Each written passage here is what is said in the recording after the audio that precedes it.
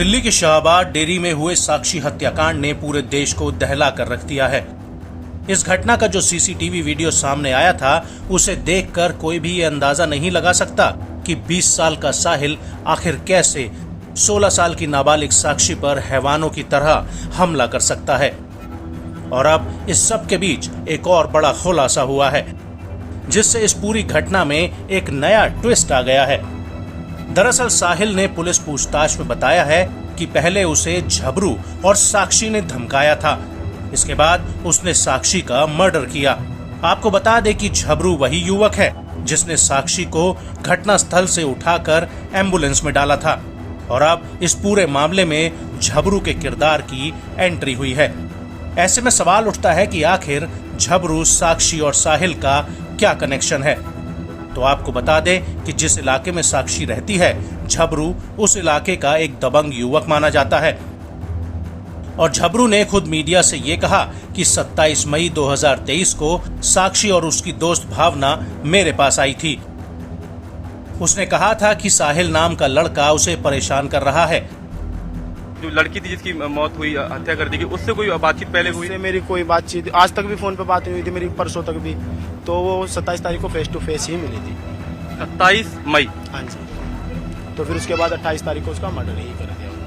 अब कैसे किया कैसे नहीं किया, अब ये तो देखो क्या जाना। अच्छा, जब लड़की आपके पास आई तो बहुत घबराई हुई थी, क्या उसका हाव कैसे थे? क्योंकि आपकी उससे मुलाकात हुई है। बैठी हुई थी मेरे पास, आके बैठी थी, तो उसने मेरे को पूरा एकदम आराम से बैठ के रिलैक्स होकर बताया था कि भैया ऐसी ऐसी बात है और एक लड़का मेरे को टॉर्चर कर रहा है।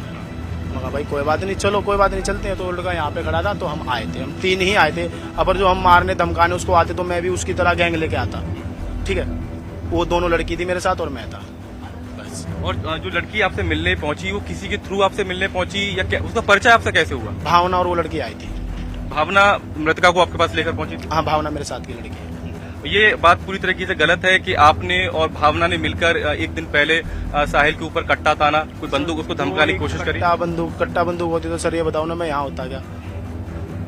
अब उसके पास चाकू था तो उसने चाकू उस लड़की को मार दिया। मेरे पास कट्टा बंदूक होती तो मैं भी मार सकता था उसको वहीं। ये तो बात है, धमकाता क्यों मैं? और धमका तो सर है भी नहीं, उसको कोई बात ही नहीं हुई ऐसी। आपको बता दें कि झबरू का ये भी कहना है कि मैंने ही साक्षी के शव को उठाकर एम्बुलेंस में रखा था।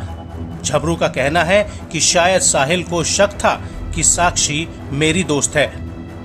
लड़की को मारा क्यों आपने? क्योंकि उस लड़की से भी बात की है और आपने साहिल को भी समझाने की कोशिश। साहिल को गलत लगा हुआ उस लड़की के और मेरे बारे में कि कुछ गलत मैटर चल रहा हो सके, ये गलत फहमी उसको हुई होगी। क्योंकि उसने आते ही मेरे को भाई ही बोला था और मैं उसकी मदद ही करना था। पर जो किसी की मदद करना गुनाह है तो आगे से नहीं करेंगे। आपने साहिल को समझाने की कोशिश करी? क्योंकि ये बताया करी थी कि भाई देखो, इसको लड़की को टॉर्चर मत करो, इसका पीछा छोड़ दो, अपना बात खत्म करो, बस। उसके साथ 15-17 लड़के और भी थे, उन्होंने भी कुछ नहीं कहा, साहिल ने भी वहाँ पे कुछ नहीं कहा, तो हम आ गए थे। वहीं साहिल का आरोप है कि साक्षी और उसके दोस्त ने उसे धमकाया था। साहिल का कहना है कि उन्होंने मुझे धमकी दी थी कि अगर मैं साक्षी के साथ पैचअप करने के लिए उसके ऊपर दबाव डालूंगा तो वो मुझे पीटेंगे। पुलिस का दावा है कि साक्षी और साहिल जून 2021 से रिलेशनशिप में थे और इनके बीच में अक्सर झगड़ा हुआ करता था। और 8 दिन पहले ही साक्षी ने साहिल से कहा था कि वो उसके साथ ब्रेकअप करना चाहती है और यहीं से साहिल बौखलाया हुआ था, जिसके बाद उसने साक्षी की हत्या कर दी।